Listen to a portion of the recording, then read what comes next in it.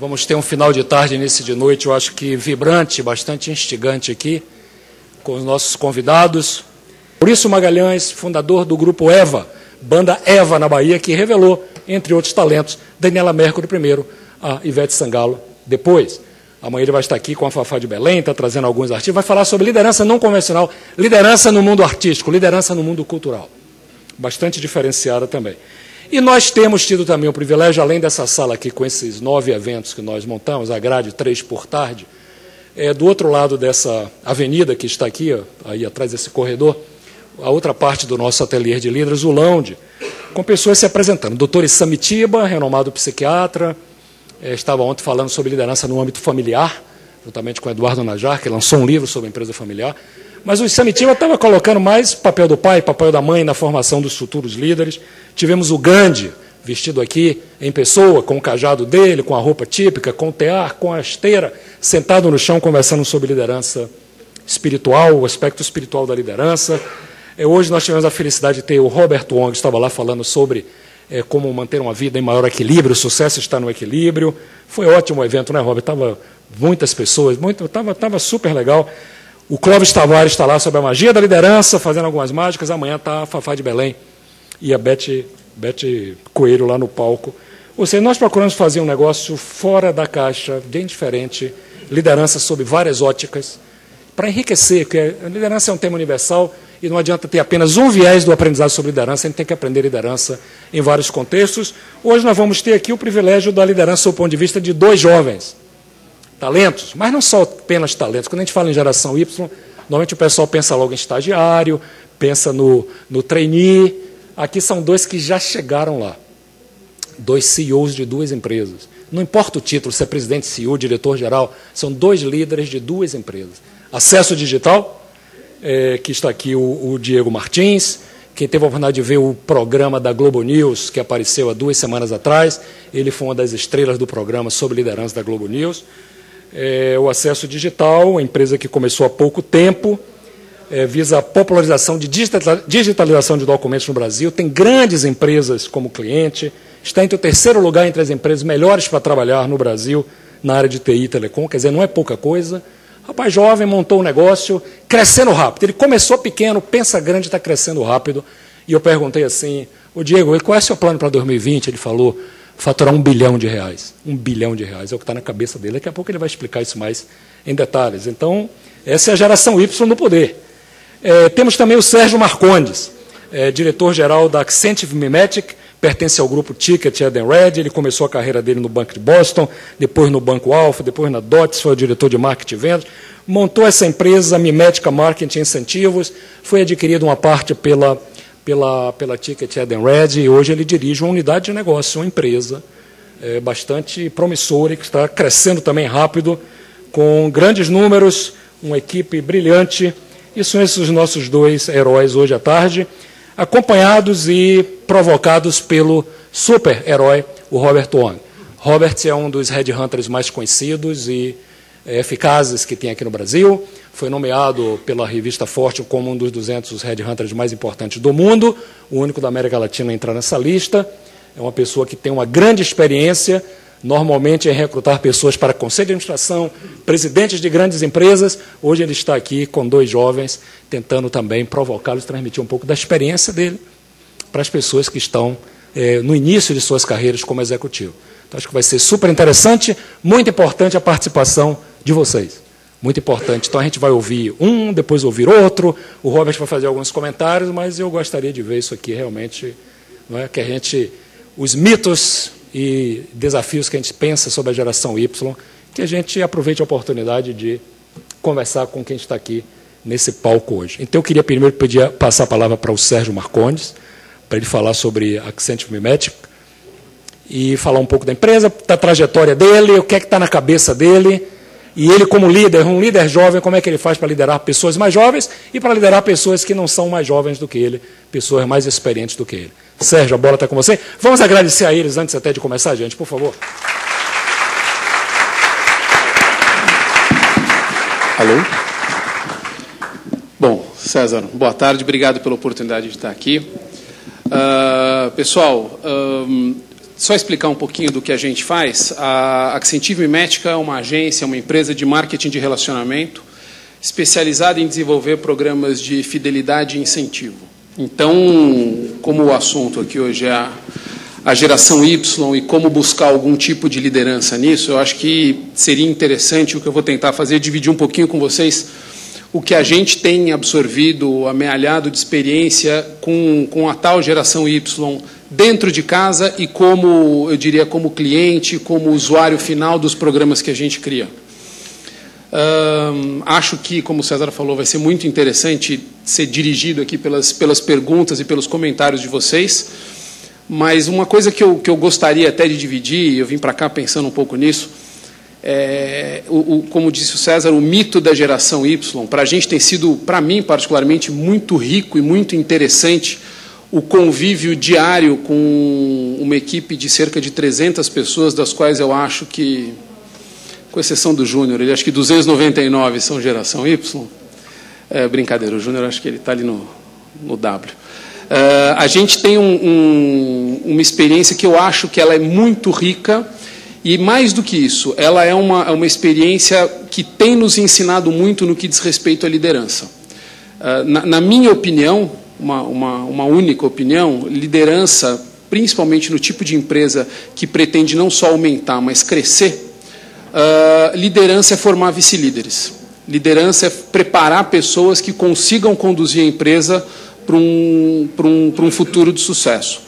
E liderar por si só é uma vocação, às vezes uma missão, às vezes um karma. Então, assim, a formação de vice-líderes faz com que a gente não possa ignorar o fato de que a tal geração Y, ela é hoje onipresente em grande parte das empresas em que a gente trabalha, grande parte dos clientes com quem a gente trabalha e a esmagadora maioria dos usuários dos programas que a gente cria. E é uma geração extremamente instigante, provocadora, e tem algumas passagens interessantes para contar aqui para vocês, mas eu até falando aqui fora, eu fiquei me lembrando do meu primeiro emprego, dos meus primeiros empregos, que era uma expressão que eu acho que todo mundo aqui lembra ou já ouviu, que a gente não fazia entrevista, a gente pedia emprego. Não era um negócio, onde você foi? Eu fui no Banco de Boston pedir emprego. Era uma coisa normal, era uma coisa que a gente ouvia do pai, do avô. E eu lembro dos meus chefes, dos primeiros chefes, que sempre pareciam muito mais velhos do que eu, embora hoje eles me pareçam muito mais próximos da minha idade, mas era uma coisa meio reverencial, era aquela coisa uma relação meio que a gente tem com o pai, né, de respeito e medo. Então, eu lembro dos melhores dias que eu tinha no banco quando eu comecei a trabalhar, quando o diretor não estava, ele estava viajando, era ótimo, não sei porquê, mas era ótimo, aquela sensação de liberdade, de falta de vigilância. E é um negócio que hoje em dia eu consigo utilizar e praticar muito pouco no meu dia a dia, porque essa nova geração que hoje permeia aí todas as empresas, ela é uma geração que não se dirige mais, ou não se deixa dirigir mais pela simples autoridade, pelo simples cargo, pelo simples conhecimento da chefia. Eu acho que uma coisa que a gente procura usar muito nos programas que a gente desenvolve, é muito conceitual, mas faz um sentido prático interessante, é um binômio identidade e autoridade. Quer dizer, você tem a autoridade de ser chefe, de dirigir uma empresa, de dirigir uma equipe, de liderar um grupo ou uma turma grande, mas sem a identidade de se dirigir a essas pessoas da forma correta, de se fazer entender, a coisa não... Uma vez tinha uma propaganda de pneu que era assim, né? Você não funciona potência sem controle. É mais ou menos isso. Se você não consegue se fazer entender, não adianta você ter autoridade, não adianta você conhecer o que você faz, e isso quebra qualquer modelo de liderança. Então, acho que o grande desafio que eu tenho encontrado, e talvez o que enriquece muito, é que é uma geração extremamente irrequieta. É uma geração que a gente brinca muito no dia a dia, mas é uma geração que veio para quebrar as políticas de recursos humanos. Isso ajuda muito a quebrar o paradigma, mas cria algumas distorções comportamentais muito grandes, porque você tem que adaptar as políticas desenvolvidas há 10, 20, 30 anos para conseguir manter na tua equipe um sujeito de 20 anos de idade que agrega um valor monstruoso e que você não vai conseguir lidar dando um aumento de 15% a cada 10 meses para o sujeito. Então, assim, é uma geração que tem pressa. A gente estava até conversando aqui com o Rafael, né, Dalva, e ele fez um comentário interessante. Ele falou, olha, quando eu comecei a trabalhar, eu planejava minha carreira até os 65 anos. Hoje em dia, eu acho muito difícil conversar com alguém num planejamento de carreira de 15 anos, de 20 anos. E não é por falta de fidelidade ou falta de perspectiva, é por inquietude, é por uma pressa muito grande de conseguir algo que o nível de capacidade de aprendizado mostra para eles que é viável. Então, hoje a gente vê empresários muito jovens com um tremendo sucesso, e a gente vê isso, está na mídia todo dia, e é Google, e é Facebook. Hoje, realmente, a gente vê gente agregando valor, fazendo grandes cases de sucesso com pouca idade. Quebra-se, de certa forma, o paradigma da experiência, mas cria uma demanda que imagino que muitos de vocês sintam na pele de rápida adequação ao mundo que vem por aí. Então, acho que talvez o que possa dirigir o nosso papo aqui hoje é um pouco dessa rica experiência em liderar sendo conduzido, em liderar absorvendo cultura e não só criando cultura. Acho que talvez isso se reflita muito nos programas que a gente desenvolve, quando a gente fala a geração Y como influenciador. Quem aqui não lembra de quando alguém, há 20 anos atrás, 15 anos atrás, pediu uma indicação? Me indica um médico, me indica um arquiteto. A gente sempre indicava, mas com um certo pé atrás, né? Olha, eu fulano, mas olha, comigo funcionou, eu não sei como é que vai ser com você. Eu recomendo, ouvi falar muito bem mais, sempre tinha como diz o americano, um yes, but. Hoje em dia não, hoje em dia o pessoal influencia assim, abertamente e assertivamente. Tem lá os like, não like, o poder de influência, o poder de troca de informação dessa geração tem criado para todos nós um desafio monstruoso de nos adaptarmos a isso. Acho que talvez seja um grande espaço para a gente discutir aqui hoje. Então, a primeira colocação do Sérgio Marcondes, diretor-geral da Accenture Mimetics, um cargo equivalente ao de CEO de unidade de negócio. Vamos ouvir agora o Diego Martins, que é o presidente e fundador da Acesso Digital. Boa tarde. Eu gostaria primeiro de compartilhar o meu sentimento quando eu recebi a ligação do César, me chamando para participar desse evento. Obviamente, fiquei super surpreso e logo em seguida me deu um grande frio na barriga, né? Lembrei da minha faculdade, quando os meus professores de marketing falavam que quem participava desse evento sabia o que queria da vida, né? Então, eu fiquei pensando, o que eu vou trazer para pessoas que têm muito conhecimento e muita bagagem em comparação à minha própria experiência em relação à gestão. Obviamente, fiquei pensando muito o que falar para vocês, mas eu acabei reduzindo a falar um pouco da minha história e um pouco das coisas que eu acredito, que eu acho que talvez algumas coisas façam sentido e outras não, do que falar de gestão, que eu acho que muitos de vocês devem ter uma bagagem muito maior do que eu. Primeiramente, eu queria contar para vocês que o sonho de abrir uma empresa surgiu com 22 anos de idade. Na época, eu trabalhava numa grande operadora de telefonia celular, como consultor. E, um determinado dia,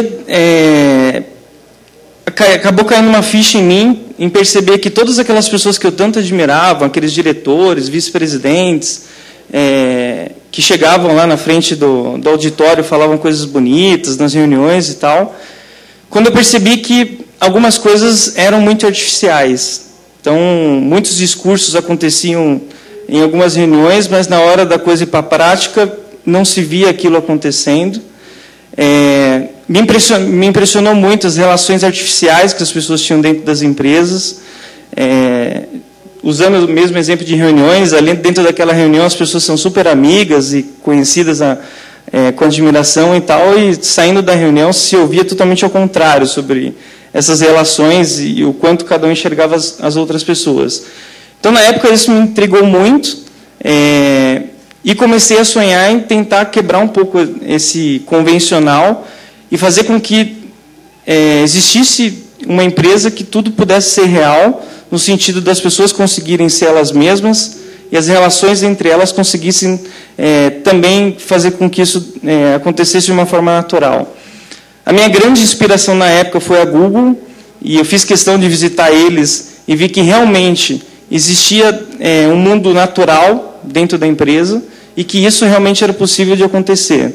Então, foi ali, com 22 anos de idade, em 2007, que eu acabei decidindo fundar minha própria empresa.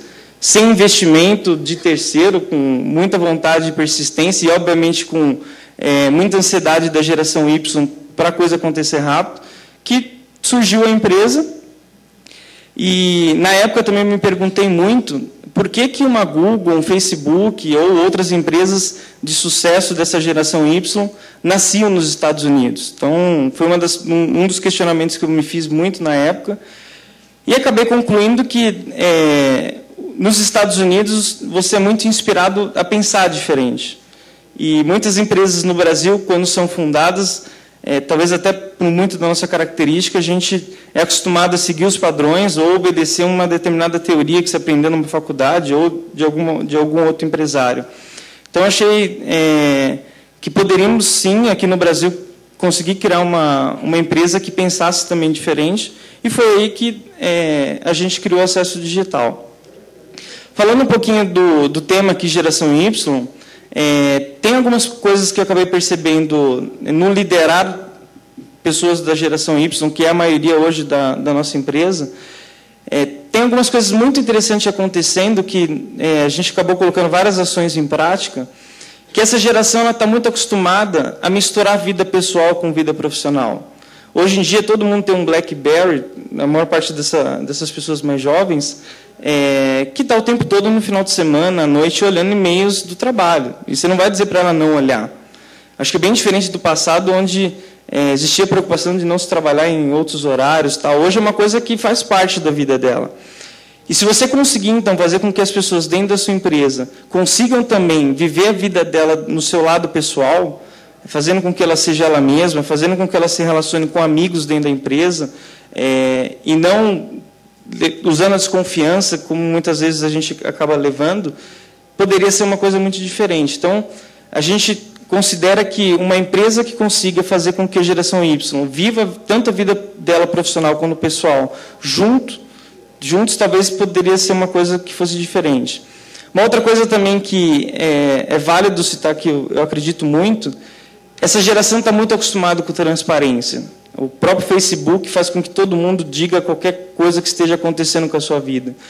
Então, eu percebi que você tem uma empresa que também consiga ser extremamente transparente em qualquer que seja o assunto, poderia motivar e criar um sentido diferente como empresa para essas pessoas. Então, a gente acredita muito nessa questão de qualquer assunto ser tratado ao lado de qualquer pessoa, qualquer questionamento ser respondido com transparência e nenhuma preocupação das coisas serem diferentes, porque tudo é muito transparente. A outra coisa que essa geração, do meu ponto de vista, dá um valor muito grande é a questão do sonho comum. Como eu disse, nós começamos uma empresa sem investimento nenhum, apenas com um sonho, e foi nesse momento que a gente decidiu, ou poderíamos sonhar pequeno ou sonhar grande. Então, nós sonhamos em ser a empresa que mais cresce no país, junto com estar entre as 10 melhores empresas para se trabalhar até 2012, então a gente tinha 5 anos para isso acontecer. Nesse ano, a gente já conseguiu ser a 8ª empresa que mais cresce no Brasil e chegamos no ranking em 3ª melhor empresa para se trabalhar. E em qualidade de vida vista pelos funcionários, a gente conseguiu ficar em primeiro e a Google em segundo. Então, a nossa grande musa inspiradora, foi muito orgulho estar ao lado deles nesse ranking, provando que a gente poderia sonhar e conseguir realizar isso apenas com um sonho e com muita vontade. Uma outra coisa também que, na época, eu percebi que eu fiquei muito intrigado, que a gente valoriza muito hoje no acesso, é fazer com que realmente todas as pessoas sejam iguais, independente do cargo, independente da função. Então, a gente tem campanhas, por exemplo, que estimulam muito as pessoas hoje, que todos os anos, se a gente atinge a nossa meta de crescimento, a gente leva a empresa inteira para os Estados Unidos. Então, assim, já é o 3º ano que isso acontece. É uma emoção incrível você ver as nossas 2 copeiras em Las Vegas, por exemplo, andando lá pelos cassinos e vendo quantas pessoas valorizam que a empresa faça com que todo mundo seja igual. Então, a gente acredita muito nisso. Na Acesso, nós valorizamos todas as pessoas, levando em consideração isso. Então, é uma das coisas que eu acho que a geração Y valoriza muito, talvez qualquer indivíduo, não só a geração. Uma coisa que o César me pediu é para dizer que tipo de desafios a gente tem, dependendo da geração. Eu acho que a combinação das gerações, obviamente, tem coisas boas. A geração Y tem uma vontade, uma coragem de fazer as coisas muito grande. Ao mesmo tempo, eles têm uma dificuldade muito grande de trabalho duro.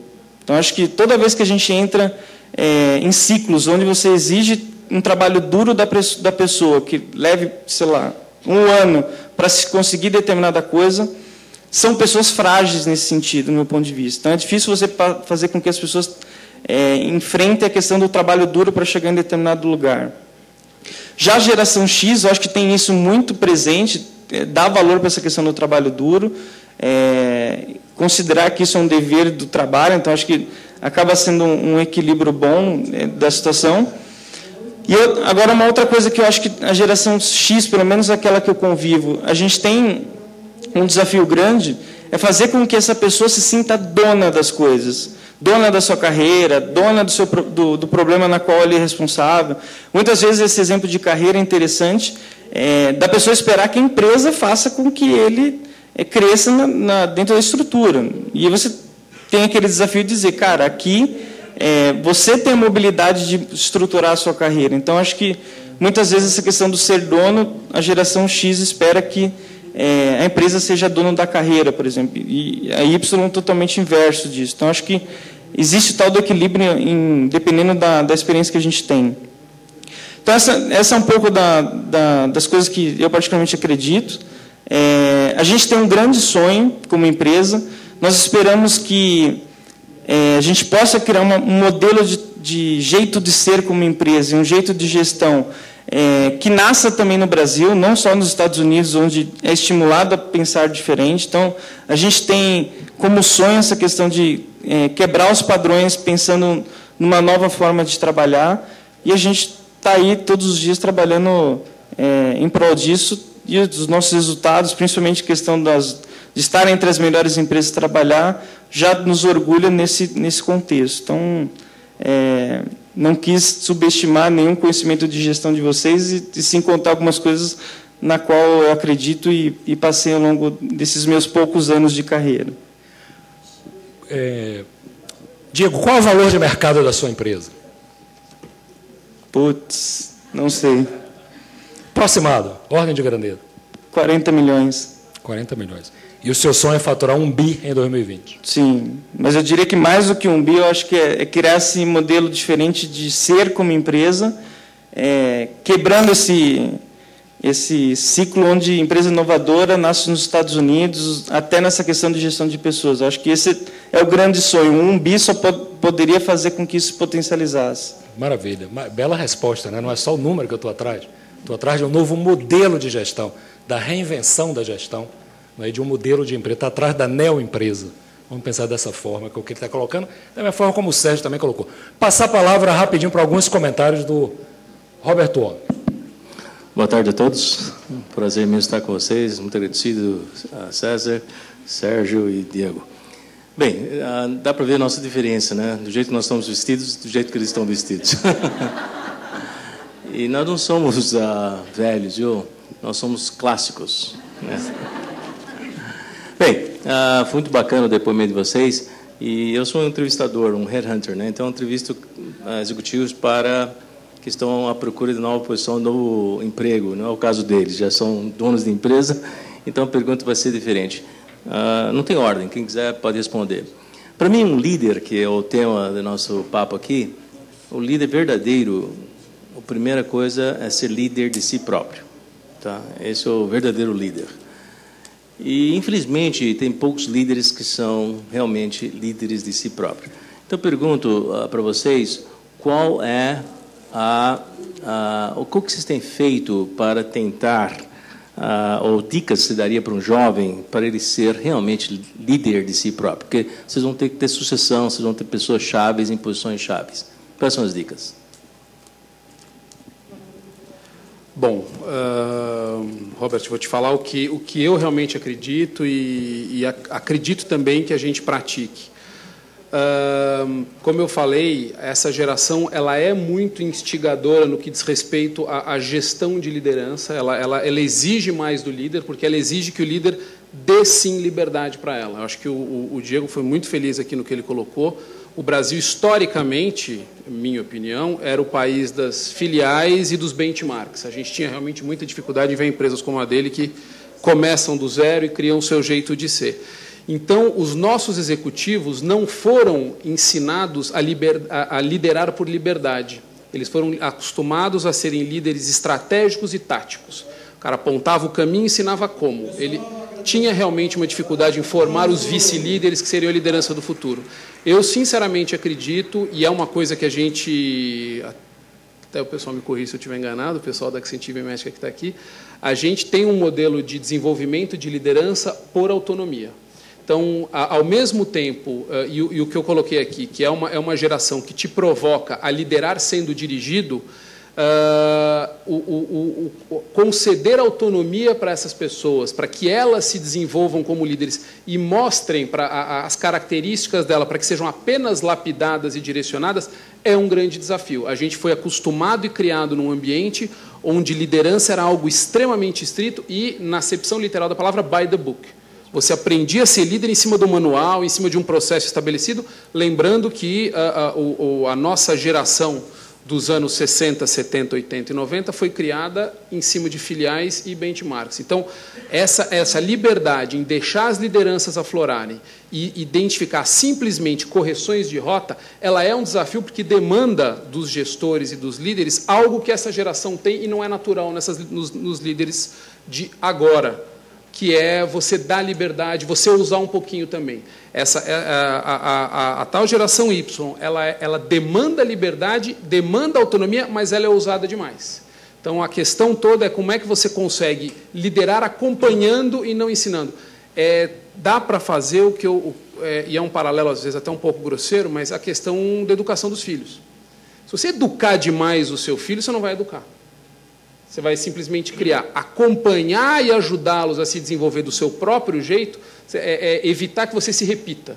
Então, eu acho que, hoje em dia, a gente tem que estar preparado para ter vice-líderes e futuras lideranças que não nos repitam, mas saibam ser novas versões do que a gente procurou fazer. Acho que esse é um grande desafio, se deixar adequar por uma geração extremamente proativa.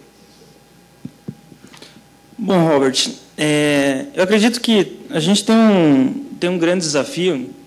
E eu só aprendi pessoalmente quando, um ano depois, meu sócio, na época, meu grande mentor, que tinha 50 anos de idade, faleceu. E foi muito marcante perceber que a vida acaba e você... Ele sonhava sempre um pouco do que você falou, de viver no futuro. E aí eu acabei percebendo essa questão do liderar a sua própria vida para antes liderar a própria empresa. Eu acho que, naquele momento, eu percebi que não adiantava eu raciocinar que liderar é só ter sucesso em liderança na empresa. Então, foi a partir dali que eu acabei olhando por todos os ângulos da vida, não só a questão do trabalho. Isso é um trabalho contínuo que a gente tem dentro da Acesso, de mostrar para as pessoas que o sucesso não é o sucesso profissional somente. Então... a gente tem um caso clássico que, semana retrasada, a gente tem um programa de coaching interno e tem uma pessoa que vai virar líder com uma capacidade absurda profissional, vontade, garra, tal, só que visivelmente deixou a vida pessoal de lado. E quando ele sentou para conversar comigo, ele veio com um caderninho dele, quais são meus pontos fracos, fortes, tal. Eu falei, pois é, cara, esquece isso tudo, sua vida pessoal tá uma merda. E eu acho que, por mais que você seja um grande profissional, um grande cara de vendas, você no futuro não vai ser um exemplo para as pessoas como um todo.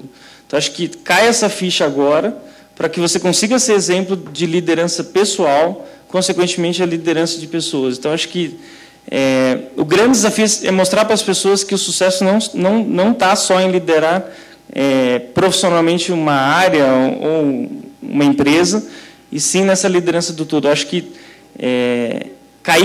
quando a pessoa cai a ficha, com certeza ela vai embora, mas obviamente é difícil, porque eu acho que a gente acabou criando um parâmetro mental que ter sucesso é você ir bem no trabalho, né? Então não equilibrar a vida como um todo. Então acho que é um grande desafio.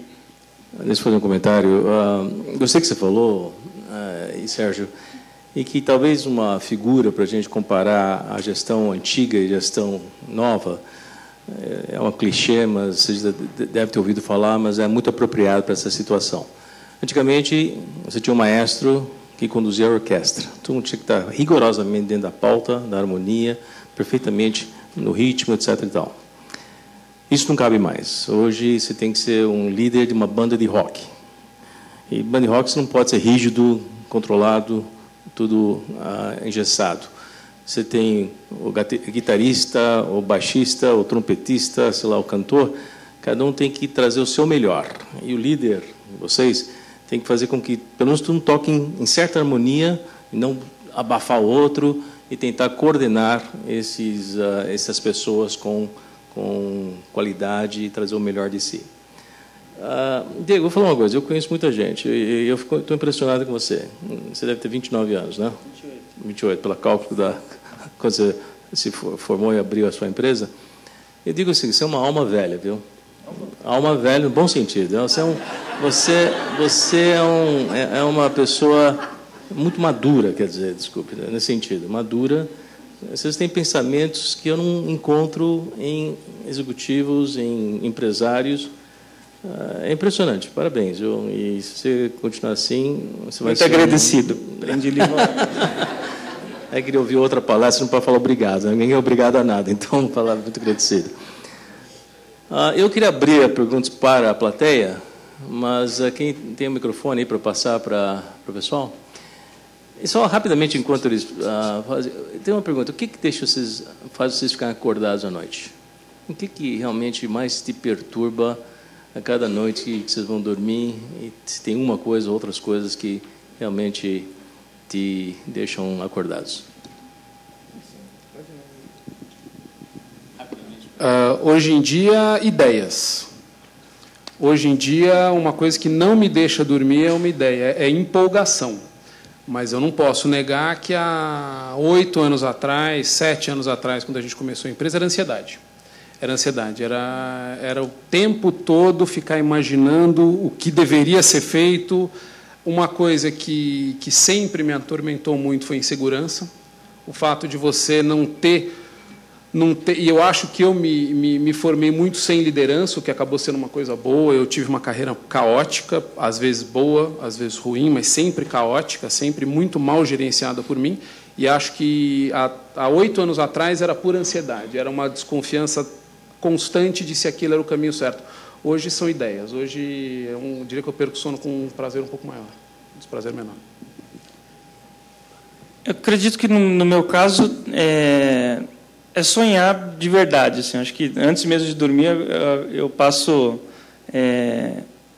a noite sonhando, e uma das coisas que me inspira muito é se você consegue literalmente entrar no seu sonho lá da frente, você acorda outro dia com vontade para ter a tal da ação, né? Então acho que você pula da cama de manhã. Tem que fazer a coisa dar certo e acorda inspirado, levando em consideração que você conseguiu entrar no seu sonho mesmo antes de dormir, e possivelmente no sono também, para conseguir agir no dia seguinte com vontade, garra e tal. Inclusive, o nosso amigo César Souza tem um livro espetacular, Isso é o tamanho dos seus sonhos, né? Que é exatamente o que você está falando. Pessoal? Perguntas? Diego. Alô? Alô? Tá ligado. Qualquer um dos dois pode responder. Aliás, eu acho que os dois respondendo complementaria bastante. Eu sou de uma geração bem distante, cronologicamente, da de vocês. E queria, na realidade, ouvir muito mais, até como um conselho da geração Y. A gente tem percebido, pelo menos é o que eu percebo, que esse exemplo de liderança, esse exemplo de empreendedorismo da geração Y, ele se concentra muito em cima da tecnologia. Aliás, vocês nasceram dentro disso. Então, é sempre em cima de empresas e atividades voltadas para a tecnologia. Eu pergunto, diante do depoimento que vocês dois deram, como que a gente pode fazer para que isso também se aplique numa construção civil, numa obra, se aplique numa empresa de saneamento, se aplique num restaurante, etc. Será que... bom, será nada. O que é que vocês acham? O que é que vocês podem dizer? Senão eu vou começar a influenciar. Não sei se você responder. Talvez a dica mais simples possível seria dizer, se você conseguir criar nessa estrutura de empresa, independente de qual seja, que as pessoas consigam ser elas mesmas, aliada com a questão do significado, do porquê que ela está ali. Pegando o exemplo do acesso, a gente não tinha grandes investimentos, não tinha recursos, mas nós tínhamos um sonho de ser a empresa que mais cresce no país e estar entre as melhores para se trabalhar. Isso, sem dúvida, moveu toda a estrutura para a gente chegar lá. E, dentro desse contexto, você fazer com que as pessoas se relacionem sem esse espírito artificial que eu via no passado, sem dúvida nenhuma, eu acredito que qualquer estrutura de empresa você pode tirar bons frutos e colher resultados diferentes no seu mercado, né? Eu acho que, de maneira simples, é isso. Normalmente... desculpa. Oi, não, eu só para complementar, e acho que uma visão bastante parecida, eu acho que, obviamente, cada negócio tem o seu perfil. Então, também nós não conseguimos transpor para uma empresa de engenharia civil o modelo de negócios ou o modelo de gestão de pessoas de uma agência de marketing, como é o nosso caso. Mas acho que tem um viés ou uma quebra de paradigma que é ouvir um pouco mais, talvez respeitar um pouco as individualidades, respeitar um pouco o fato das pessoas, e acho que uma coisa que o Diego deixou claro, que ele pratique muito aqui, é muito admirável, é o respeito pelo indivíduo, pela capacidade que as pessoas também têm de sonhar, pelas expectativas. Eu acho que quando a gente está falando aqui, por exemplo, em geração Y, você vai encontrar essa geração numa fábrica, num chão de fábrica, numa obra. Eu acho que talvez aquela famosa frase em espanhol, que eu vou jogar no português aqui, que é endurecer sem perder a ternura. Eu acho que talvez esse processo ele já exista, inclusive na construção civil, que talvez fosse o diametralmente oposto ao mundo de serviços, mas dar um pouco mais de voz, atenção, carinho às pessoas e tentar fazer com que isso jogue a seu favor. Porque, no fundo, tudo são negócios. Então, assim, acho que tem exemplos e exemplos de negócios que se distorcem pela gestão das pessoas. Mas eu acho que ouvir um pouco mais e se preocupar um pouco mais com as pessoas que estão ali, eu acho que isso faz uma diferença enorme. Acho que quando a gente fala num escritório, no nosso caso, por exemplo, a gente faz questão muito grande de ser uma empresa em que não tem parede. Literalmente não existem paredes. A gente está em um galpão de 2 andares... O banheiro tem parede. Realmente, pessoal, o banheiro tem parede. O banheiro, se bem que é um drywall lá, bem sem vergonha. Mas uma coisa que é super interessante, ser uma empresa sem parede, de portas abertas, pode ser também um discurso. Pode ser uma coisa muito legal de contar no happy hour, de vir aqui contar para vocês. Se comportar como uma empresa sem parede, você pode ser uma construtora, você pode ser uma montadora, dar acesso àquelas pessoas, deixar a pessoa te falar o que ela espera e saber respeitar aquilo, sem aquela dureza que existia antigamente, do tipo, não me venha com frescura. Então, assim, muitas vezes essa liberdade se traduz no comportamento e não só na arquitetura do local. Acho que ouvir um pouco mais, e eu acho que é algo que pode fazer sentido em outros mercados. Se me permitir resumir, é o seguinte, você falou bem, viu, Sérgio, que é o seguinte, a tecnologia é só um meio, o que muda é a mentalidade, que ele falou, mindset, não colocar paredes, não frear novas ideias malucas até. Deixa livre pensar. E a tecnologia que eles estão usando é só um meio, não é o fim. E tem empresas de vários setores que têm sido empresas Y, vamos dizer assim. Acho que a grande questão não será a empresa da geração Y. Quem será a empresa Y ou não empresa Y, independente do setor. Então, por exemplo, eu quero pegar 2 coisas que o Diego colocou, além do que o Sérgio colocou muito bem, mas o Diego repetiu 2 vezes aqui. Ele falou assim, que as pessoas sejam o que são. O propósito dele, quando começou a empresa, o sonho dele, foi que as pessoas sejam o que são, não viver aquela angústia do paradoxo entre o que era dito e o que era praticado, que ele viu no passado. Ele não queria repetir essa história. E a segunda, assim, desde que tenha um significado, né? Isso que tenha significado. Ele falou 2 vezes aqui a palavra significado, e eu não quero deixar essa palavra escapulir assim, porque eu acho que aí está a essência do comprometimento, da verdadeira motivação e de ter o engajamento das pessoas. Jeito de ser foi outra coisa. Então, a geração Y hoje olha assim, qual é o jeito de ser da sua empresa? Se o jeito de ser não for parecido com o meu jeito de ser, eu vou embora. Se for parecido, eu fico. Qual é o significado? Por que eu vou dedicar a minha vida aqui a isso? Antes aqui nós tivemos um da geração Super X, que foi o Rafael Moliterno, presidente da Seguros Unimed, e ele geração X, 50 anos, 54 anos e tal, ele falando aqui, Mudança que foi feita quando ele falou lá na segunda, quando começou a ver o significado para as pessoas. Ele falou também essa palavra significado, dizendo, significado lá não é só maior retorno para o acionista, é proteção de vida para os clientes. Então, na hora assim, eu estou contratando uma pessoa, não é que ele vai dar só maior retorno de vida para o acionista, mas ele tem que entender que ele tem um significado aquilo ali, que é dar maior proteção para a base de clientes que ele tem. Essa é uma ideia de significado, por exemplo. Então, eu acho que essa palavra significado é importante. Eu acho que a gente vai estar em busca de como serão as empresas Y. Acho que essa é que é a grande questão. Independente de quem esteja. Nós tivemos aqui um senhor de 80 anos de idade, às 2 da tarde, e que eu apresentei ele também como cara da geração Y. 80 anos de idade, o Osiris Silva. A cabeça dele não é uma cabeça de um octogenário, é uma cabeça de um 28. Não é? E a cabeça dele, aliás, começando um empreendimento novo, a Pele Nova Biotecnologia, 80 anos de idade, começando um empreendimento novo, com todo o empreendedorismo. Eu disse que tem um serial killer e tem um serial empreendedor. E ele é um serial empreendedor. Né? Ele é um negócio atrás do outro. Que o cara, depois de Embraer, entrou na Unimonte, reitou da Universidade em Santos, reinventou, e agora vem com um negócio diferente. E ele, quer dizer, não é questão geracional, nem só da tecnologia, entendeu? Acho que é uma questão do mindset, como eles colocaram aqui. É a cabeça do cara. Um cara de 80 anos tem a cabeça Y.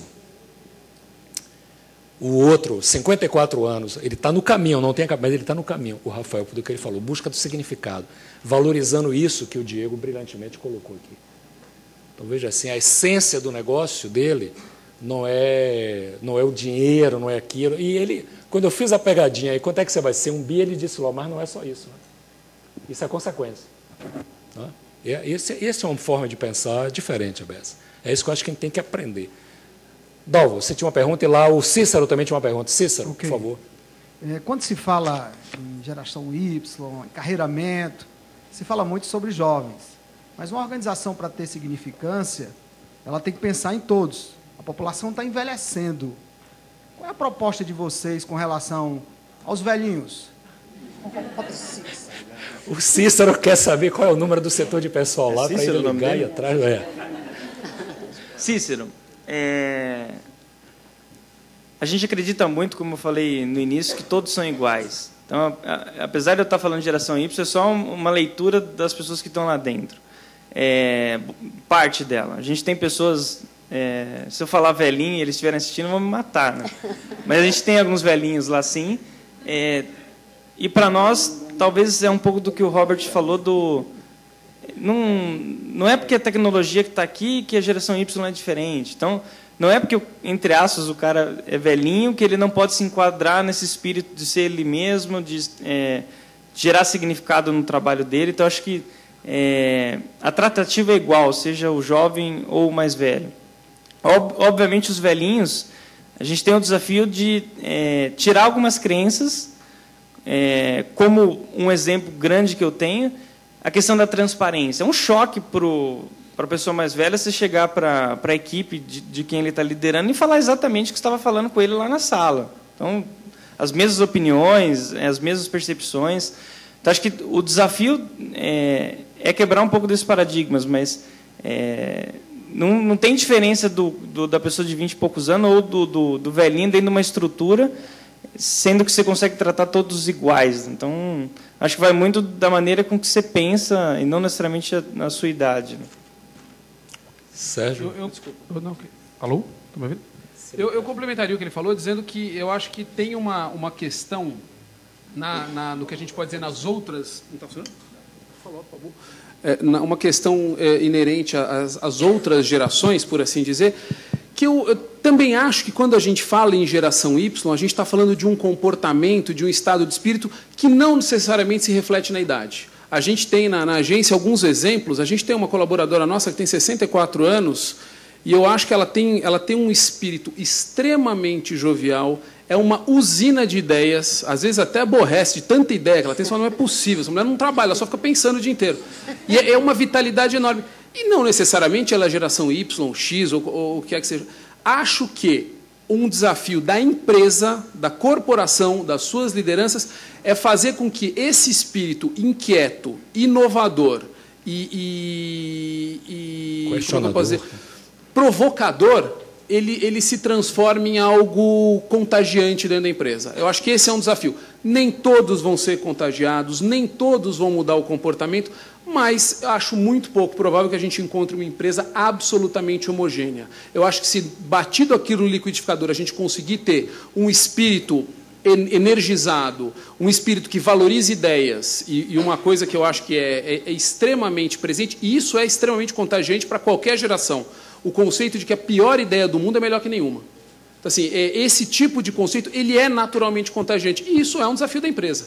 Eu acho que aí é um desafio dos gestores, das lideranças, da própria governança, saber respeitar as diferenças etárias, as diferenças, às vezes, de comportamento, de expectativa, diferenças sociais de um sujeito que tem um neto para um outro que é solteiro, não tem filho. Acho que a empresa tem que saber tratar isso, mas fazer com que esse espírito que domina a empresa seja contagiante, acho que esse é um desafio que a empresa tem que encarar. Dalva. Diego, eu, como Robert Chongo, estou impressionada com seu feito, com seus números, 8ª empresa que mais cresce no Brasil, parabéns. Mas, diferentemente dele, eu acho que você tem uma velha. Eu gostei do que você me passa, que você tem uma humildade que eu acho muito importante nos líderes e pouco comum. Então, essa coisa que você passa, uma identificação. Parece que é o mineirinho lá que a gente se conhece há muito tempo. Parabéns. Você falava de um mentor que você teve que te deixou quando tinha 50 anos. Aí vai uma curiosidade feminina. Queria saber se é seu pai, por acaso. Não. E a segunda pergunta, em que você se apegou? O que você fez? Por onde você... O que você fez? Qual foi a primeira coisa que você fez? O que te ocorreu? Bom, muito agradecido. Deixa eu só fazer uma correção. Quando eu digo alma velha, é um elogio, porque eu sou oriental e os velhos têm todo o nosso respeito. Eu entendo. Alma velha quer dizer uma pessoa muito sábia. Inclusive, a gente chama, quando quer elogiar alguém, se chama alma velha. Então, eu estou elogiando ele no sentido que ele é um cara com uma cabeça muito interessante. Essa questão da humildade é muito interessante quando você analisa algumas coisas. O Robert falou quem mais tem são as crianças, né? Diz que não gosta mesmo e quando está bom, está muito bom. E é legal perceber, por exemplo, semana passada, o Robert deve ter assistido também agora, a palestra do Abílio Diniz. Ele fala coisas tão humildes e no final ele fala assim: eu sou extremamente pressionado pelos meus advogados, assessorias e tal, porque talvez algumas coisas eu deveria falar diferente, tal. E não sei se eu estou mais com isso presente em mim. Então, é legal ver que depois de você passar por tantas experiências, você acaba concluindo essa questão de realmente enxergar a realidade e dizer a realidade. É o que o Robert falou, é ser natural, né? Então, é uma das coisas que eu acredito muito.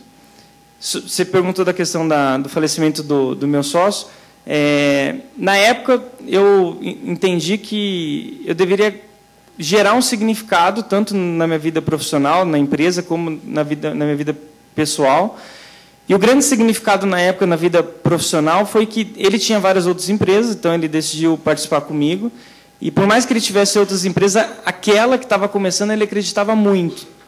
Então, foi meio que levar aquilo como uma grande honra, de realizar o grande sonho dele, de ver uma empresa diferente nascendo no mercado, até em comparação com as empresas que ele era sócio. Então, foi uma das coisas que eu me apeguei nesse lado mais como empresa.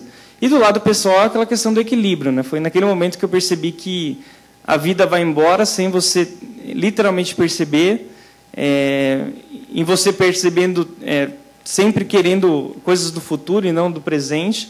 Então, naquele momento, eu falei, vou curtir o presente, que, consequentemente, o futuro vai ser muito bom.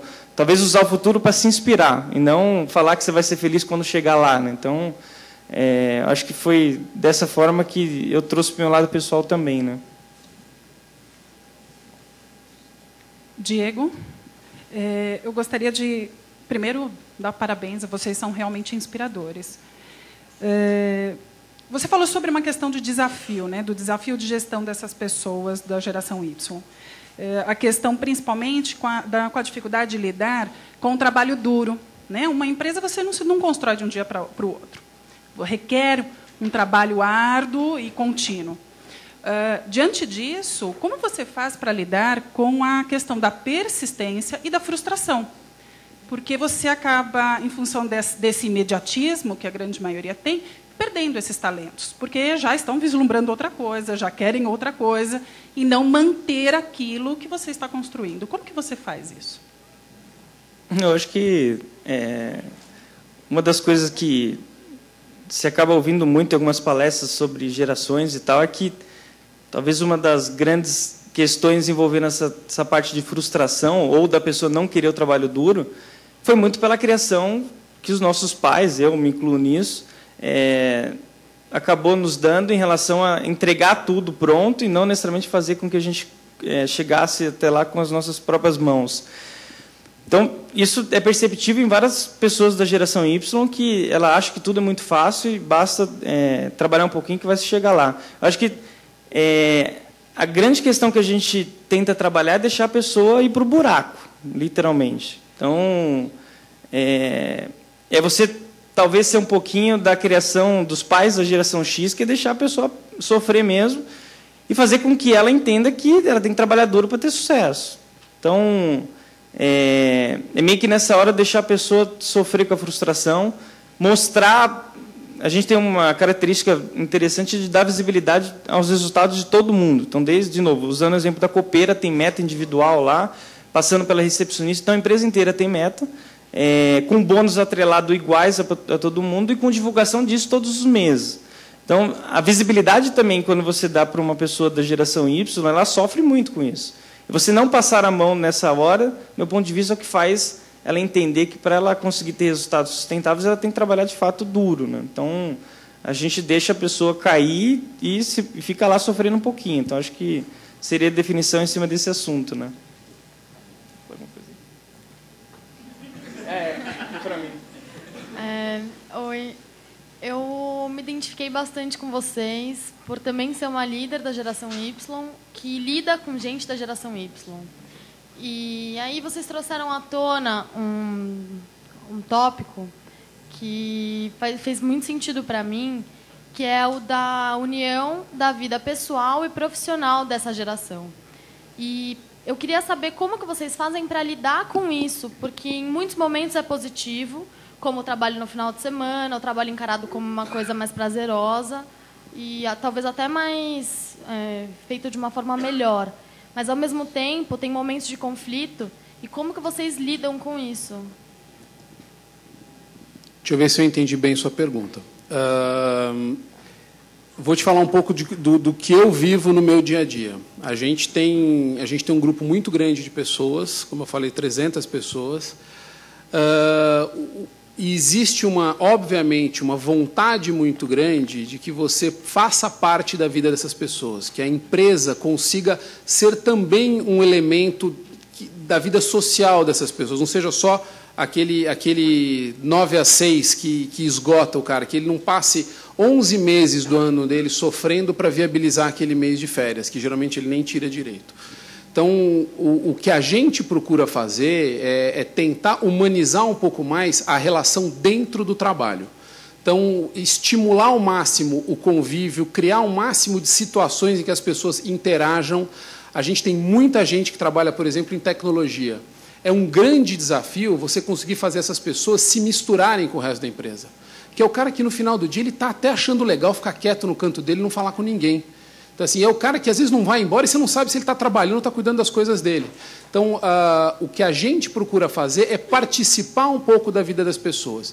Eu mentiria para você se eu dissesse que eu sei o que acontece na vida dessas 300 pessoas e que eu me preocupo efetivamente com cada uma delas no que existe de drama em cada um, nas dificuldades que eles têm no trabalho, nas expectativas fora dali, quem brigou com a namorada, quem tem problema em casa.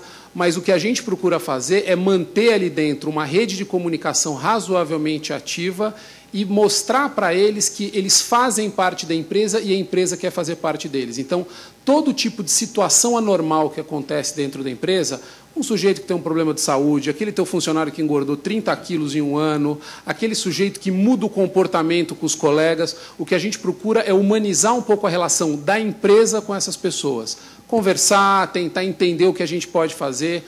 A gente tem a sorte de ser sócio de uma multinacional que é extremamente devotada à qualidade de vida, à saúde mental, à saúde laboral das pessoas. Isso nos dá alguns instrumentos para trabalhar, alguns exemplos. A gente tem um funcionário que teve problema de enchente em casa, a empresa toda se mobilizou, o grupo foi muito colaborativo. Mas é um grande desafio você conseguir mostrar para as pessoas que você está lá para isso. Ainda existe uma cultura tradicional de que a empresa é a empresa, minha vida é minha vida. E eu acho que quebrar esse paradigma, principalmente num ambiente com um monte de gente, é um desafio constante. Posso só... Vai lá, desculpa. É porque, na verdade, a minha pergunta era o inverso. Porque humanizar é uma coisa que a gente consegue fazer bem. O problema é quando isso a gente humaniza demais. Então, por exemplo, quando Entendi. A pessoa não consegue encarar, por exemplo, acha que a empresa é tão humana, é tão amiga, que aí você vai dar uma bronca porque a pessoa tem que cumprir a meta dela e não cumpriu, e ela não consegue entender, entendeu? Isso é algo que você vê muito mais presente nessa geração Y mesmo. Até o próprio Rafael ali fora, ele estava usando esse exemplo, que ele vê ainda uma tendência a criar um comportamento adolescente nas pessoas por botá-las tanto embaixo da tua asa. Isso, eu diria para você que esse desafio ele é muito mais micro do que macro. Então, assim, quando as pessoas, a relação muito humanizada do chefe com o funcionário pode criar esse tipo de situação. Mas aí, mais uma vez, vai muito da formação dos vice-líderes, vai muito de você conseguir deixar claro dentro da empresa. Isso, para mim, é muito mais uma questão de comunicação do que uma questão de comportamento. Porque as pessoas, no dia a dia, o cara vai te dar o ombro para chorar, o cara vai se preocupar, o cara vai pedir para você ir embora mais cedo porque você não está legal, porque você brigou com o seu namorado. A questão é, a partir do momento que você, vamos dizer, abusar disso ou criar uma expectativa irreal, a responsabilidade não é do teu chefe, é da empresa, em manter isso culturalmente dentro da empresa. Obviamente que isso tem limite. E isso, quanto maior fica a empresa, ou quanto mais distribuídas são as responsabilidades, isso tende a surgir naturalmente. Você vai ver esse tipo de problema muito mais no micro do que no macro. Oi, tudo bom? É uma pergunta para o Diego e para o Sérgio, mas foi um comentário do Sérgio que ele comentou sobre sonho, ansiedade. E hoje vocês têm responsabilidades diferentes, né? Coisa que talvez no começo, eu não sei se vocês tinham, eu não tinha. Eu sonhava, queria pôr em prática os meus sonhos. Hoje tem 30 pessoas que dependem de mim, vezes 3 mais ou menos, quem tem em casa. Como vocês fazem para trabalhar a própria desconfiança de vocês de criar algo novo e ter tantos dependentes de vocês hoje que um erro de vocês pode ocasionar 900 pessoas, no caso do Sérgio? Cara, eu literalmente não penso nisso. Para mim, eu comparo isso com questão de você ter dinheiro. Qualidade acreditando nas minhas convicções e persistindo no meu sonho para que a coisa dê certo. Eu acho que se você se preocupar muito com isso, talvez você não consiga tomar as decisões certas e acabe até realmente prejudicando as pessoas por tanta preocupação que você tenha. Né? Então, eu acho que tem que se preocupar naquilo que você acredita e naquilo que você quer fazer. Né? O resto é a consequência. Igual aquele discurso óbvio, que eu tanto acredito também, de quem é movido a querer ter dinheiro profissionalmente não vai ter o quanto as pessoas que queriam se realizar primeiro e, consequentemente, tiveram dinheiro. Eu acho que é a mesma coisa. Você acredita numa empresa de sucesso, consequentemente, você vai entregar esse sucesso compartilhado para várias pessoas e famílias juntos. Né? Deixa eu dar um... Rapidamente. Outro dia eu vi uma parábola fantástica. O lugar mais seguro para o navio é estar no porto. Mas o navio não foi construído para ficar no porto. Então tem que arriscar, gente. Acho que é por aí. Você falou que você tem uma equipe de 30 pessoas. Elas realmente dependem de você e isso te cria uma energia que, ao mesmo tempo, é muito positiva e, ao mesmo tempo, é muito questionadora. Eu te diria que, quando a gente começou a Mimética, antes de fazer a fusão com a Accentive, era uma portinha, eu e mais 2 sócios, a mocinha do café, que era contas a pagar, a receber, jurídico, financeiro. Aquilo me tirava o sono, porque aquilo era um pouco até do que o Diego comentou. Aquilo era uma coisa pouco materializada, era uma coisa solitária, era o sonho, era o meu sonho. Eu queria criar uma empresa que fosse diferente das empresas que eu não tinha gostado de trabalhar. Eu queria criar uma empresa que fosse amiga da tecnologia, as empresas em que eu trabalhei eram inimigas da tecnologia. Eu queria criar uma empresa que fosse razoavelmente humana, que pudesse ter a participação de todo mundo. No fundo, eu não queria ficar sozinho. E eu acho que esse era o meu grande drama. Então, quando eu sonhava, e era eu e meus 2 sócios, eu tinha até vergonha de dividir meus sonhos com eles, porque era uma responsabilidade que talvez eu não quisesse assumir. A empresa começou a crescer, eu lembro de ir embora no final do dia e fechar a porta, eu tinha um prazer perverso de ser o último a ir embora, muitas vezes não fazendo nada, mal tinha cliente. Eu fechava a porta e eu olhava quantas cadeiras tinham, quantas mesas, existiam umas cadeiras meio vazias, que a gente não tinha contratado. Aquilo não me criava essa preocupação. Eu acho que é mais ou menos como ele falou, eu não olhava e falava assim, putz, se eu fizer uma cagada, esses caras vão perder o emprego. Para mim era uma questão muito mais de me sentir sozinho. Era muito mais de falar, será que eu estou indo pelo caminho certo? Será que eu estou dando valor para esses caras aqui? E o meu primeiro conflito com o que eu posso enxergar de geração Y no meu dia a dia foi quando uma moça, que a gente vai ter 5 funcionários, ela me chamou na sala, chamou todo mundo e falou, olha, eu não sei para onde nós estamos indo. Quase que eu virei e falei, eu também não. Eu acabei com a reunião, dei uma... Falei, pô, não tinha noção, eu estava correndo atrás de cliente, um negócio que assim, eu estava tentando materializar um sonho, alguém vira para mim e fala, isso é um sonho. Sabe aquela coisa que te pega meio desprevenido? Eu falei, acaba a luz, vamos sair daqui. Hoje em dia, para mim, essa questão que você colocou, ela está absolutamente centrada na questão das lideranças. Uma liderança sozinha, ela é uma pessoa solitária, é uma pessoa que tem que estar o tempo todo dividindo a agressividade dela com o medo, é uma pessoa em constante conflito e dificilmente uma pessoa que não vai ser caótica no dia a dia, alternando humores, variando decisões. A partir do momento que você, com as suas 30 pessoas, começa a enxergar ali as tais vice-lideranças, você começa a ter no teu dia a dia a formação dessas pessoas como algo mais importante do que o desenvolvimento da empresa, porque elas vão levar a empresa para frente. Nessa hora você para de estar sozinho, nessa hora você dorme tranquilo. Nessa hora você fala, eu não estou mais sozinho. A hora que um funcionário teu chega para você e fala, cara, eu não faria isso, é uma sensação fantástica. Eu tenho filhos muito pequenos ainda, mas é o tipo de coisa que eu anseio em ver um dia. O meu filho me questionando, o meu filho me corrigindo, o meu filho me ajudando a evoluir. A comparação com o filho, eu sei que ela é sempre muito vulgar quando você fala em empresa, mas eu acho que a gente ali tem uma relação tão próxima entre todo mundo, e é tão legal você ver alguém agregar valor, você ver alguém te corrigir, ou você ver alguém te dar uma sugestão, que às vezes não é nem a melhor, mas é uma sugestão viável e factível, isso te tira a sensação de solidão, te tira o medo de errar. Não é um erro mais teu, é do time, e o time dificilmente perde. Nós temos ainda algumas perguntas, mas eu queria fazer até uma provocação para dar um tempinho a eles pensarem da pergunta que eu vou fazer. Porque quando estava aqui o Osiris Silva às 2 da tarde, um rapaz que era um estudante estava ali encostado na parede, todo mundo fazendo perguntas ótimas, ele respondendo, e o estudante disse, falou, a equipe que honra a lição que o senhor está dando para nós, realmente coisa genial. Mas eu queria perguntar assim, qual foi o maior erro que o senhor já cometeu? O senhor já cometeu algum erro? E o Osiris não titubeou. Na hora ele ficou assim, depois de ter aceito o cargo de ministro de Estado. Eu não deveria ter aceito aquilo. Foi o maior erro que eu cometi, foi ter aceito aquele posto de ser ministro. Ele era presidente da Petrobras, presidente da Varig, presidente da Embraer, presidente... E de vez em quando eu já vi uma outra apresentação dele dizendo, ninguém é perfeito, então até ministro eu já fui. Então eu vou perguntar para vocês assim, eu sempre, quando estou envolvido num processo de seleção de alguma pessoa, eu sempre pergunto, a pessoa senta na minha frente, tem 3 candidatos finais, aí eu pergunto aos 3, qual foi o maior erro que você já cometeu? Aí tem gente que tem amnésia, o cara esquece, não consigo me lembrar de nenhum. Tem gente que diz, não, nunca cometi erro. Esse que diz, então vai cometer na concorrência, vai atrás do cara, não venha cometer aqui. E tem gente que diz, não, eu cometi esse erro e tal, e assume mesmo, ainda diz, e ainda consertei assim. Esses normalmente são os que eu recomendo que sejam contratados. Então eu quero perguntar aos 2 daqui a pouquinho, qual foi o maior erro que vocês já cometeram, se já cometeram algum, que eu sei que amnésia eles nunca tiveram, e também não vão, não é? A geração Y está transparente, como eles colocaram aqui, que se coloca um pouco, que faz parte do nosso aprendizado, não é verdade? A gente aprender um pouco também com os erros, faz parte.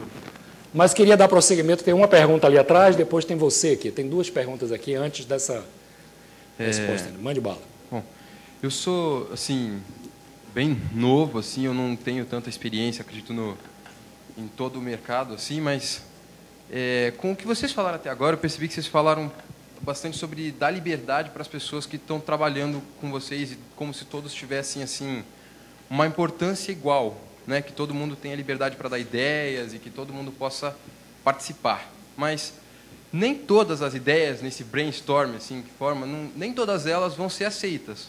Então, como vocês trabalham dentro da empresa para selecionar as ideias e não deixar que essa seleção das ideias volte para um sistema ortodoxo e que pode as pessoas, como na geração X? Pode ser. Eu acho que volta naquela questão de você dizer que todos são iguais, como eu citei, e que todas as ideias serão avaliadas de forma igual também. Então, acho que a partir do momento que você tem atitudes e mostrar para as pessoas que não importa se essa ideia veio de uma geração X, Y, ou da recepcionista, ou da pessoa que cuida do marketing, que ela é tratada de forma igual na sua avaliação, se as atitudes comprovam isso, possivelmente você não gera sentimento de injustiça para ninguém. Obviamente, para as pessoas mais jovens, você tem que contextualizar muito que quando a gente vai discutir qualquer tipo de discussão que tem ideias, você sempre vai ter que priorizar algumas. Então, tem um trabalho maior com as pessoas mais novas de contextualizar que nem sempre a ideia que ele sugeriu vai ser colocada em prática e que isso é natural, nem sempre da outra pessoa vai ser colocada em prática. Então, acho que quando as atitudes na empresa também não discriminam a ideia de quem quer que seja que venha, você consegue minimizar qualquer tipo de frustração para as pessoas deixarem de dar ideias no futuro, né? Ideia na nossa visão é algo extremamente importante dentro da empresa. Como eu falei, a gente tem uma filosofia que eu acho que ela é bem simplista de valorizar a ideia qualquer que seja. Mas aí, obviamente, tem ideia boa, ideia ruim, tem ideia sem pé nem cabeça, tem ideia boa demais, tem ideia que não faz sentido para essa empresa, mas faria para outra. Acho que nessas horas talvez seja criar dentro da empresa uma cultura de valorizar o sujeito que tem a ideia. Mostrar que todos são importantes, mas as ideias podem ou não ser implementadas. Se você transportar isso para uma visão bem simples, de que se alguém senta na tua mesa, qualquer que seja, a moça do café, o manobrista, ele te traz uma ideia, primeiro, existe uma expectativa do lado dele. Ele quer aparecer, ele quer mostrar para você que ele está preocupado com a mesma coisa que você. Se você transportar esse momento exatamente para essa acepção, eu acho que você vai criar por essa pessoa um respeito que é facilmente perceptível, facilmente percebido. Se você mostrar para a pessoa que você valoriza, que ela se preocupa pela mesma coisa que você já são um time. Então, assim, acho que essa questão do time, ela faz um sentido muito grande. Eu tenho um orgulho imenso em dentro da empresa, a gente sentir um time. E tem uma brincadeira, as moças aqui me desculpem, eu faço muita comparação com o futebol, isso é um vício terrível. Mas tinha um técnico de futebol muito famoso, que vocês devem ter ouvido falar, o Tele Santana, ele tinha uma frase que eu achava fantástica, que ele falava, olha, eu prefiro que meu time vá para o vestiário no intervalo, perdendo de 2-0, do que com um jogador a menos. Mostrar para as pessoas que todos são importantes. Você não está querendo dizer que todos são tão importantes um quanto o outro, mas que eles formam um time. E as pessoas, muitas vezes, a cola que une essas pessoas é a mesma preocupação. É a preocupação em fazer a empresa crescer e esperar algo de volta dela. Se você conseguir, no dia a dia, fazer isso ser percebido pela tua equipe, você ganha o jogo. Aquela premissa da justiça, né, que toda pessoa é inocente até que se prove o contrário, vale aí também. Toda ideia é válida até que se prove o contrário. Boa noite, meninos, jovens, né? Então, meninos ainda. Primeiro eu queria dar parabéns para vocês, que vocês são uma inspiração, assim, para mim, quanto os outros jovens, mas creio que também o pessoal mais velho, de alma velha, né? Que está aqui assistindo vocês. E dizer que eu estou participando lá do auditório principal, mas que aqui está valendo mais para mim do que eu já tive nos 2 dias antes, sem desmerecer os outros palestrantes, claro. E também pedir desculpa, porque a minha pergunta agora não é diretamente sobre liderança. Mas, como eu disse que vocês me inspiram, eu quero também ser uma jovem líder da geração Y, bem próxima, digamos. Mas a minha pergunta é mais para o lado empreendedor.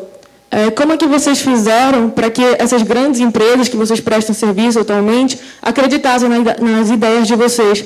Chegando lá com uma cara de criançona e falando, olha, eu tenho essa ideia, compra aí o meu serviço. O que vocês fizeram para isso?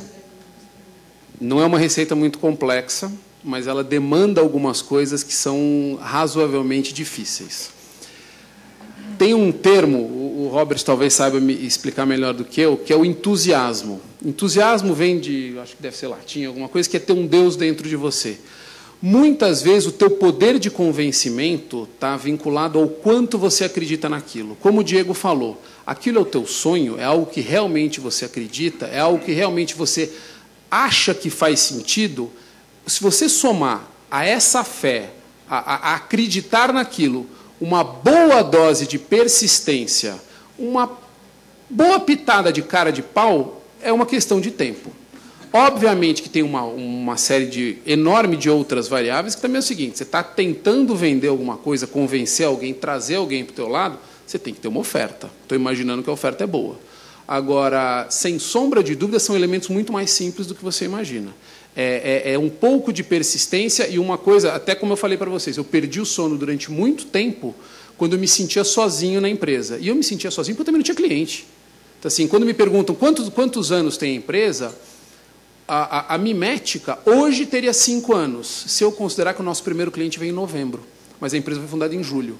De julho até novembro foram pouquíssimas horas dormidas, eu tinha um Excel na minha cabeça, eu fazia todas as contas possíveis e imagináveis para entender como é que a gente ia sobreviver, porque a empresa tinha um capital que dava para pouco menos de 1 ano, mas eu acho que tudo isso, batido no liquidificador, com muita fé, acreditando naquilo que você está fazendo, você vai ver que você tem uma capacidade de convencer, trazer as pessoas para o seu lado, tanto na equipe, quanto com clientes. Isso eu não tenho a menor dúvida. A minha receita foi muito engraçada, né? Antes de fundar Acesso, eu era vendedor, né? Consultor vendedor. Então, tinha até uma característica boa para isso.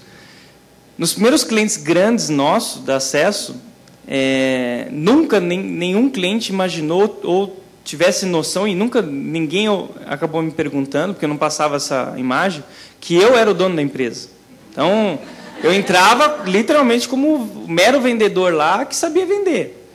E eu acabava aquele tal do ditado, você é o que parece ser, né? Então, a imagem, mesmo sendo muito pequena, que a gente passava, o discurso e tal, é como se Acesso Digital na época fosse uma empresa grande.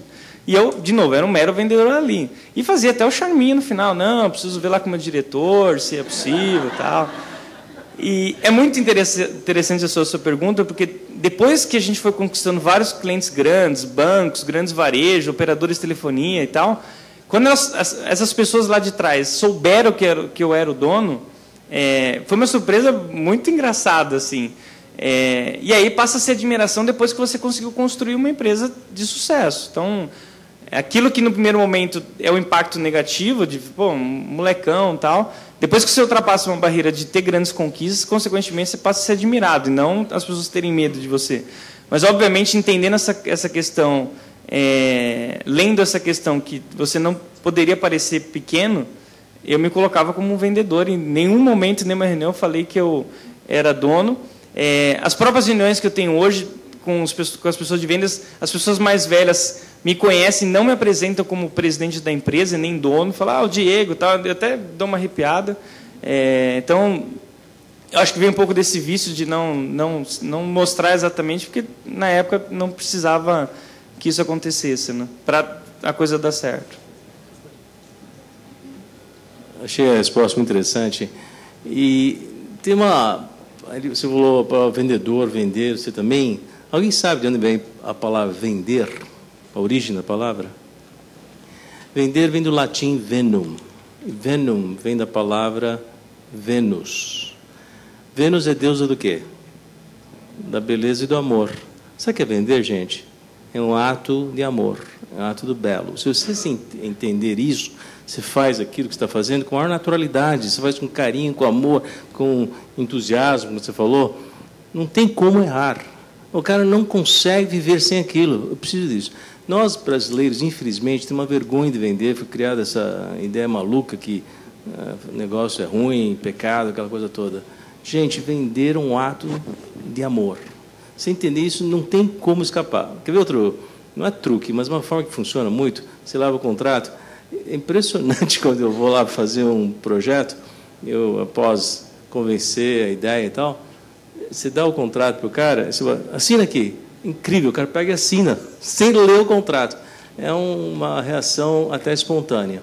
Mas se você entender que vender é um ato de amor, você não tem como errar. Olá, eu tenho duas em uma aqui. A primeira pergunta é da minha colega de trabalho que está online, e ela queria saber qual foi o estalo que vocês perceberam que vocês precisavam de mais braços, que não dava para fazer tudo sozinho, ou se vocês nem passaram por essa situação. Porque o empreendedor ele é muito de agir, fazer acontecer, e querer que as pessoas pensem e ajam da mesma forma que ele, quando soltar. E a minha pergunta é sobre produtividade. O pessoal da geração Y, eles são muito multitarefas, faz tudo ao mesmo tempo, ouve música trabalhando. E pesquisas recentes, andei lendo, falam que o principal é foco. Para você ter produtividade, você tem que focar, tem que priorizar. Como lidar com isso, essa questão natural da geração Y e o foco para você ter produtividade? Deixa eu tentar ser breve. A questão que você colocou inicialmente, a questão de braço, para mim ela se deu mais como um modelo de trabalho meu do que da empresa. Então, num determinado momento, e você tem razão, quando você começa a empresa, grande parte daquilo, como disse o Diego, é um sonho.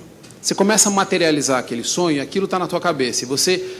No início, você tenta inspirar as pessoas, mas você passa para elas aquilo que você acha que você não pode fazer naquele momento. O grande desafio, e eu acho que eu penei muito nisso, tive uma dificuldade muito grande e aprendi com os meus erros, na falta de algum benchmark, mas foi a questão de parar de ser uma pessoa centralizadora. Acho que aí foi, para mim, um grande, como você falou no começo, um grande estalo. Não sei te dizer quando ele se deu, mas em algum momento eu percebi que a empresa estava piorando porque eu estava querendo fazer tudo. Eu comecei a perder prazo, eu comecei a misturar muito as estações, eu comecei a ter dificuldade em priorizar o que eu precisava fazer, e talvez aí, para mim, e isso deve ter se dado ali em 2008, foi quando para mim ficou claro que eu precisava de ajuda, eu precisava confiar, eu precisava da liberdade. Se você me perguntar se nesses 5 anos a empresa se comportou sempre da mesma forma, não. Ela não se comportou sempre da mesma forma. Em algum momento, talvez eu tenha tido um prazer perverso e infantil em tentar ser one-man show, em tentar fazer tudo sozinho. Em algum momento, isso deve ter feito sentido na minha cabeça. Hoje dá até vergonha. Mas, assim, para mim foi claro que teve um momento muito simples de se perceber em que era uma questão de sobrevivência. Ou eu confiava nas pessoas e aquilo começou a se tornar um modelo de trabalho. Então, hoje, para mim é claríssimo que das 300 pessoas que a gente tem na empresa, dificilmente eu faça algo melhor do que o que elas fazem. São pessoas que não... E já pegando um gancho na questão multitarefa, isso é uma coisa muito bacana de você ter com você. Realmente, a geração mais nova, eles têm capacidade de não se dispersar. Então, assim, antigamente era inaceitável o sujeito trabalhar com fone de ouvido. Por quê? Porque ia piorar o desempenho dele. Hoje em dia, uma empresa como a nossa tem ferramentas de mensuração de desempenho. Eu consigo saber quem está desempenhando bem e quem não está desempenhando bem. E isso me permite dar liberdade para eles. Isso me permite garantir que as pessoas administram o próprio horário. Isso eu não fico desconfortável quando tem 2 caras batendo papo horas no cafezinho, porque eu tenho certeza de que eles sabem o que eles estão fazendo e, inclusive, estão expostos a ser mal avaliados se o desempenho não funcionar. Agora, se o desempenho funcionar, eu não vou ficar na porta pegando quem entra às 11 horas e falando, meu amigo, por falar em cafezinho, 2 horas. Por falar em cafezinho, eu tenho um convite irrecusável para vocês, mas só vou fazer o convite depois da pergunta aqui do nosso amigo, que está tempo tentando formular a pergunta. Rapidinho. Parabéns aos dois. Eu sou da geração, acho que XX, BB, XY, né? Baby Boom, X e Y, tudo junto. Eu comecei minha empresa com 32 anos. Hoje tem uma empresa com 50 pessoas, mais ou menos, que trabalham junto comigo. E 96% da empresa é Y. E eu sou dessa geração aí que é Baby Boom, é X e Y junto. Queria saber se vocês têm algum problema, porque como essa geração Y é muito talentosa, assim como a X, se vocês têm algum problema quando essas pessoas acham que se acham, quando elas já estão se achando muito. Se vocês têm algum problema com isso. Que aí ele já não interpreta mais que aquele senhor já de 40 e poucos anos, 50 anos, aquele velhinho, já não tem tanto a contribuir com o aprendizado dele. Se vocês têm algum problema com relação a isso ou não. Acho que em algum momento você acaba tendo, sim. Mas tem uma forma fácil de deixar a pessoa cair na humildade. Que talvez essa interpretação do se achar muito cai por terra no momento que a pessoa percebe que ninguém é invencível. Então, no nosso caso lá, a gente tem metas mensais muito bem traçadas e até, em alguns casos, agressivas. Então, para o cara que se acha cair, é muito fácil. E aí, a partir do momento que ele cai e ele vê o impacto disso perante todo mundo, ele percebe que ele não é invencível e ele não pode se achar tanto como ele acredita que deveria. Então, o fato dele cair e você deixar, ele mesmo pode concluir que ele não tem esse sucesso como ele imagina que tem. Então, quero convidá-los, porque são 7h30 em ponto, eu tenho que ser baianamente pontual. Tem mais uma pergunta, vamos fazer a sua pergunta e depois eu quero convidá-los, mas vamos primeiro em respeito a ele, ouvir a pergunta dele, uma breve resposta e eu faço o convite. Muito obrigado, eu quero parabenizá-los, também pedir uma opinião de vocês, não é bem uma pergunta, é um sentimento que eu queria externar. Se o mediador também pudesse falar alguma coisa, é o seguinte: uma das características da geração Y é, de fato, se arriscar muito mais. Isso daí traz perdas, mas traz muitos ganhos, assim vai. Agora, qual que é o sentimento que eu queria externar para vocês? É que, eu estou lembrando aqui, um ramo, e o ramo que eu quero citar é medicina, né? A geração Y que sai no ramo da medicina, eu tenho um sentimento de que eles ainda não conseguiram, neste espaço específico, gerar um grau de confiança, porque se partir do pressuposto de que se tenta tudo, então também que vão se tentar. E só que nesse ramo não pode. Nesse ramo você tem que ser muito mais cauteloso. Não dá para você trabalhar com fone de ouvido, uma série de coisas assim. Né? Como eu já fui atendido e a pessoa... Cirurgia de cérebro com fone de ouvido não é complicado, hein? Não, você está operando ali com fone. Exato, mas eu numa consulta, a médica parou 2 vezes para atender celular. Bom, como é exame pré-dimensional, tudo bem, mas se fosse algo mais sério, jamais iria. É um sentimento. Qual que é a opinião de vocês nesse segmento específico? Eu acredito que você está certo. Obviamente, nada se aplica em todos os casos. A geração Y, por ter falta de profundidade em algumas coisas, talvez dificultaria muito ser um médico que lida muito com a questão da experiência para poder atender bem um paciente. Então, acho que, de fato, seria um problema maior você ter pessoas com esse sentimento de que sei de tudo, faço tudo, sem ter experiência na medicina. Então, você levantou um ponto que nunca tinha parado para pensar, mas que faz sentido. Eu acho que talvez mostrar que na medicina você tem que também ter muita experiência prática, além da teórica que você aprendeu na faculdade, é algo relevante para a função. Então, concordo plenamente com você. Posso só fazer um comentáriozinho rápido? Só duas pequenas observações. Existe ainda, acho que, aliás, é uma coisa até recente, um paradigma muito grande com o negócio da geração Y. Então, assim, eles são vistos como absolutamente intempestivos, ousados, que é uma verdade, na minha opinião, relativa. A gente também está comparando um período que talvez os mais velhos não tenham pego, um período econômico fabuloso. Hoje em dia é muito mais fácil você abandonar um emprego do que era 10 anos atrás. Hoje em dia a gente é um país que está chegando a um pleno emprego. Então, assim, tem uma verdade que é um pouco relativa aí. Quando a gente fala, eu sou filho de médico e eu acho que meu pai era um médico extremamente ousado, mais do que devia até, era um cara muito... Eu lembro que eu sempre tinha uma solução caseira para um negócio complexo, mas eu, por ter 2 filhos pequenos e ser um cara que fica doente direto e levemente hipocondríaco, eu vou muito a médico. E eu me sinto muito à vontade com os médicos mais jovens. Obviamente que assim, quando você vai consultar um advogado numa causa muito grave, ou um caso de uma doença um pouco mais complexa, a experiência fala muito alto. Mas eu, por exemplo, não vejo nos médicos mais velhos, acima de 40, 50 anos, a objetividade que você vê nos mais novos. O mais novo é um cara que chega lá e fala, isso não é nada, isso é isso assim, isso aqui tem essa e essa alternativa. Os médicos mais velhos têm um hábito que eu tinha, que me incomodava, inclusive no meu pai, de complicar, de fazer aquilo ser uma ciência absolutamente intransponível, inatingível. Falava alguns termos técnicos. Eu tenho um problema crônico de ouvido há muitos anos, e outro dia eu mudei meu médico, de um senhor que me operou quando eu tinha 7 anos de idade, para um rapaz que é mais novo que eu. E, assim, pela primeira vez, alguém fez um desenho de um ouvido e falou, acontece isso, aqui, aqui, aqui.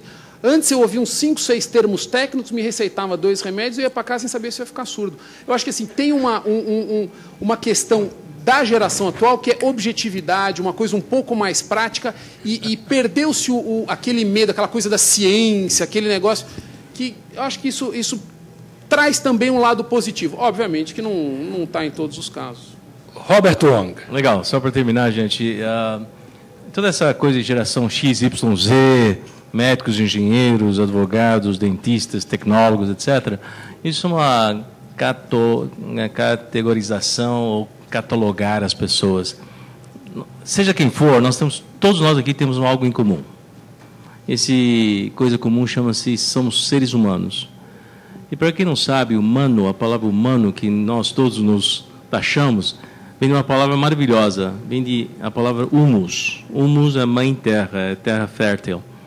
E nós temos que aprender muito com a mãe terra. Primeiro, ela é humilde, ela está lá para servir, ela recebe todas as sementes que dá, então é tolerante, e generosa, dá para todas as sementes as mesmas condições de florescer e dar flor. E nós humanos que vimos de humus, temos que voltar às nossas origens. Nas palavras, sermos humildes, servidores, tolerantes e generosos. E até ter humildade de aprender e desaprender. Então, nós estamos sempre aprendendo uns com os outros, com esses jovens aqui, etc. e tal. Então, só lembrar disso. Seja a geração YZ, somos todos humanos. Parabéns. Gente, belas palavras. Eu queria convidá-los para continuar um papo mais informal ainda com ambos aqui, também com o Robert, comigo. Atravessando aqui essa passareira, do outro lado tem cafezinho quente, tem água, tem suco, tem frutas. Então, quem quiser está convidado para a gente ir para lá continuar o papo com ele. Muito obrigado, uma boa noite a todos.